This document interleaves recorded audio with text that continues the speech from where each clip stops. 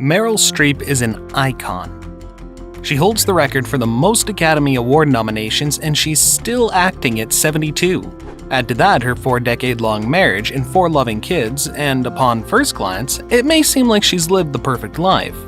Of course, just because Meryl has enjoyed a lot of success in her career doesn't mean that things have always gone her way in her personal life. Instead, when Streep's career was still taking off, she suffered a terrible loss, which could have easily derailed her career, as well as her personal life. In 1978, a young Meryl Streep was on the verge of becoming the most outstanding actor of her generation. Tragically, she was also about to lose the love of her life. Michael Schulman, who wrote one of her biographies, said that her life was so wildly eventful and dramatic at the time. It was instrumental in shaping who she was as a person and as an actor. Meryl Streep found her first true love early in life. At 27, she was a young woman in the New York theater world who met 41-year-old actor John Cazale when they both landed roles in the New York Shakespeare Festival production. Their connection was instant. At the time, Cazale was regarded as a rare talent and a man among the great directors of the era. He was Fredo in The Godfather and The Godfather Part 2. He was only in 5 movies, though all of them would be nominated for Best Picture, and 3 would win. One of the things I loved about the casting of John Cazale, said director Sidney Lumet, was that he had a tremendous sadness about him. I don't know where it came from, but my God, it's there. Every shot of him. Even in the funniest characters that he played, there was always something tragic in it. Even in the most tragic characters, there was always something very funny. And then there were his unusual looks, so perfect for the misfits of the 1970s cinema. Streep fell for him instantly. He was equally knocked out. In looks and manner, he was utterly foreign to the young Meryl. He wasn't like anybody she'd ever met, and John was equally smitten. It was the specificity of him, his sort of humanity and his curiosity about people, his compassion that drove her in more than anything. Of the two, Cazale was the famous one, but they were still starving artists. He would take Streep to dinner in Little Italy, where restaurant owners, odd to have Fredo in the room, insisted they eat for free.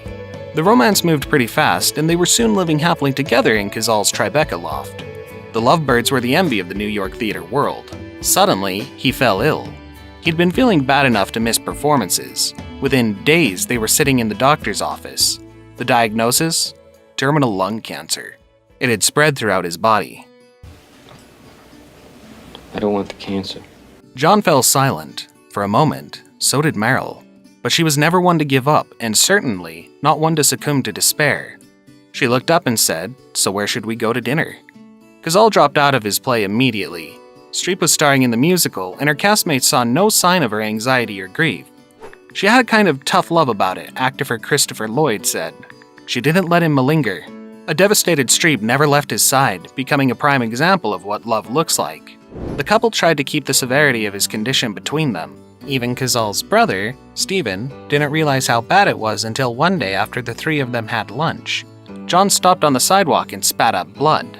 Al Pacino took him to radiation treatments, sitting in the waiting room, hoping it wasn't as bad as it seemed. Cazale himself insisted he'd get better, and when he fought to go back to work, Streep took a part she loathed so that she could be with him. She was just the girl in the movie, essentially a man's view of a woman, Streep said.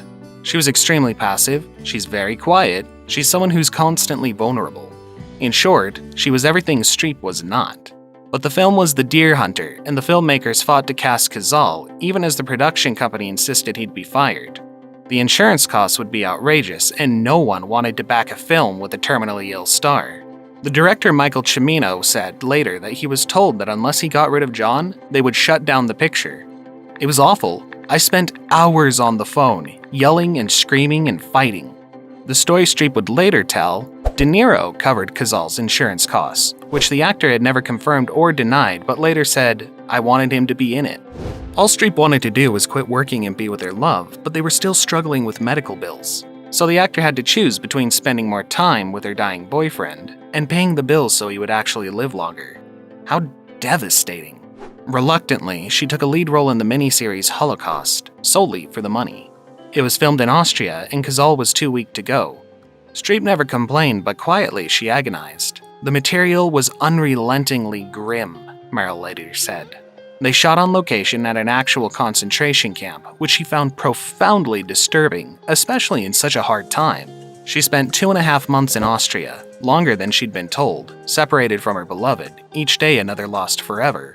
Meryl was going crazy. John was sick, and she wanted to be with him.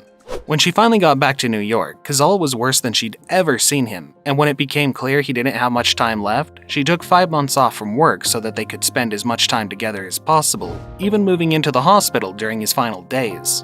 For 5 months, the couple disappeared. His cancer had spread to the bones and he was increasingly weak. She went with him to every doctor's appointment, every radiation treatment, and never betrayed a lack of hope. She was always a strong-willed, persistent, hopeful person, and I think she just applied all her spirit and strength to taking care of him, Schulman says. Speaking about her devotion, some viewed it as too extreme, and for others, she embodies the most prominent pillar of true love, selflessness. Streep later said that the time they had together, retreating into their cocoon, gave her a weird sort of protection. She was so close that she didn't notice the deterioration. She confided in very few people and wrote to her old drama teacher at Yale about her actual emotional state. "My beau is terribly ill," Streep wrote. "I'm worried all the time and pretending to be cheery all the time, which is more exhausting mentally, physically, and emotionally than any work I've ever done." In March 1978, John entered a caring facility and Meryl never left his side. Then on March 12th at 3 a.m., Cazal's doctor told Streep, he's gone. Meryl wasn't ready to hear it, much less believe it. What happened next, by some accounts, was the culmination of all the tenacious hope Meryl had kept alive for the past 10 months. She pounded on his chest, sobbing, and for a brief, alarming moment, John opened his eyes. "It's all right, Meryl," he said weakly. "It's all right." Then he closed his eyes and died. Streep's first call was to Cazal's brother, Stephen. She sobbed throughout. "I tried," she told him. There was some foreboding thing. I think he saw something in the future. I don't know what it was, but he might have seen what happened to him. The tragic loss weighed heavily on her, but that year Streep had success upon success. She won an Emmy for Holocaust, an Oscar nomination for The Deer Hunter, starred in a career-making role in Kramer vs. Kramer, which won her the Academy Award, and was cast in Shakespeare in the Park's The Taming of the Shrew. She had become a star, but John's death and her own suffering had transformed her as a person and an actor. For all her later accomplishments, 19 Academy Award nominations and 3 wins, her friends and fellow actors most admire Streep for her devotion to Cazal, for the strength of character such a young woman showed. When I saw that girl there with him like that, I thought, there's nothing like that. I mean, that's it for me. As great as she is in her work, that's what I think of when I think of her, Al Pacino said. A few months after her partner's death, Streep was kicked out of the apartment they had shared. Faced with the difficult task of packing up his belongings, she called on her brother for help. He, in turn, brought along a friend, sculptor Don Gummer, to lend a hand. As fate would have it, Streep ended up subletting Gummer's apartment since he was supposed to be in Pakistan for an extended holiday. The two began exchanging letters, then a motorcycle accident cut his plans short, bringing him home sooner than planned. While holding her 2-year relationship with Cazal close to her heart, Streep didn't allow its tragic end to stop her from moving forward, both in life and in love. Just 6 months later, in September 1978, the actor and the sculptor said, "I do." The wedding raised plenty of eyebrows, even straining Meryl's relationship with her mother, but no one could stop them from following their hearts. 4 decades of marital bliss and 4 kids later, Meryl and Don are a rarity in Hollywood. They're as happy as ever and have managed to keep an incredibly low profile, even moving to a secluded estate in Connecticut back in 1985. The few times that the Oscar winner has spoken about her private life, however, she's made it clear that one of the biggest keys to their long-lasting romance has been the fact that they're equals. Their relationship has never been a competition, and Don has never tried to outshine his wife's first love or career. He couldn't be more supportive. In addition to being her date to countless premieres and award ceremonies, Gummer helped his wife's career blossom by always being there for her. As Streep once said, "I couldn't even dream of being a mother and making movies without Don." That's because he was always happy to look after their kids so that she could be on set.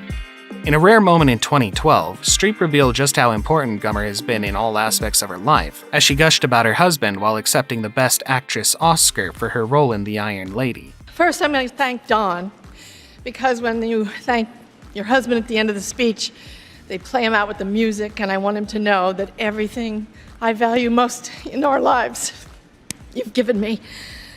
As Meryl has shown the world, finding love again is not a matter of forgetting what came before.